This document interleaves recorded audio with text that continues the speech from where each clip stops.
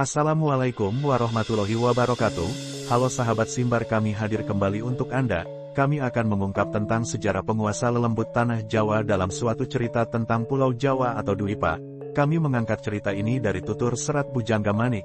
Syekh Subakir diutus ke tanah Jawa bersama-sama dengan Wali Songo periode pertama, yang diutus oleh Sultan Muhammad pertama dari Istanbul, Turki untuk berdakwah di Pulau Jawa di tahun 1404. Mereka salah satunya, Syekh Maulana Malik Ibrahim, asal dari Turki, ahli mengatur negara. Maulana Ishak, asal dari Samarkand, Rusia Selatan, pakar pengobatan. Maulana Ahmad Jumadil Kubro, dari Mesir.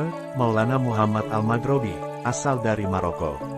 Maulana Malik Israel, dari Turki, ahli atur negara.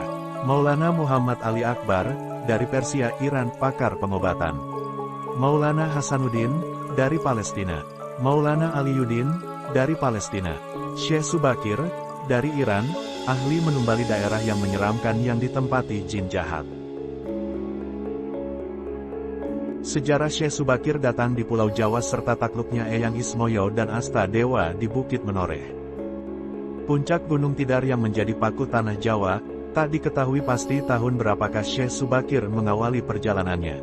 Tetapi, di tahun 1404 Masehi, Syekh Subakir datang di tanah Jawa dengan visi untuk menyebarkan agama Islam. Syekh Subakir yang seorang pakar ruqyah ini diharap oleh Sultan Muhammad pertama, dari Kekaisaran Ottoman, Turki diharap dapat menaklukkan Pulau Jawa karena keangkerannya yang luar biasa. Pada sebuah cerita, Syekh Muhammad Ali Bakir atau yang sering dipanggil Syekh Subakir yang mumpuni secara spiritual, cari titik tengah Pulau Jawa yang dipercayanya jadi titik bersemayamnya beberapa dedengkot dari alam jin yang menempati Pulau Jawa.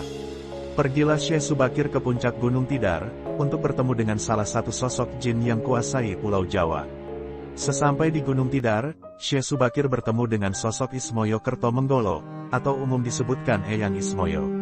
Eyang Ismoyo yang mengetahui kehadiran Syekh Subakir untuk menebarkan agama Islam merasa marah dan bersikukuh untuk menolak. Tanpa menanti lama, pertarungan di antara Syekh Subakir dan Eyang Ismoyo betul-betul terjadi. Walau pada beberapa cerita disebutkan pertempuran itu terjadi 40 hari, 40 malam. Tetapi, sebenarnya pertempuran adu kesaktian itu berjalan lebih dari 40 hari, 40 malam.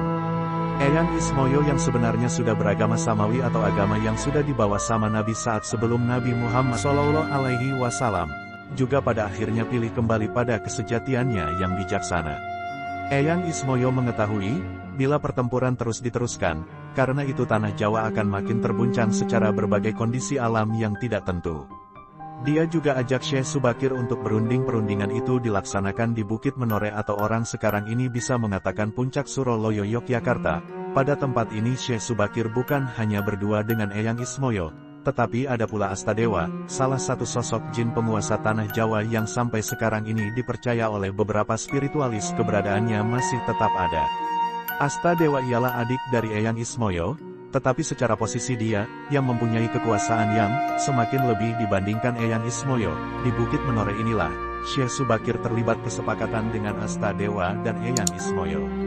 Salah satunya sebagai poin utama kesepakatan itu ialah, siapa saja di tanah Jawa bisa memeluk agama Islam, yang penting tidak dipaksa dan agama Islam jangan menghilangkan adat Jawa. Begitu cerita kedatangan Syekh Subakir di tanah Jawa dan cara menaklukkan jin di Jawa buat penyebaran agama Islam, dengan melakukan perjanjian dengan Eyang Ismoyo dan Asta Dewa di Bukit Menoreh. Mudah-mudahan bermanfaat. Terima kasih, semoga menjadi wawasan untuk kita semua, amin.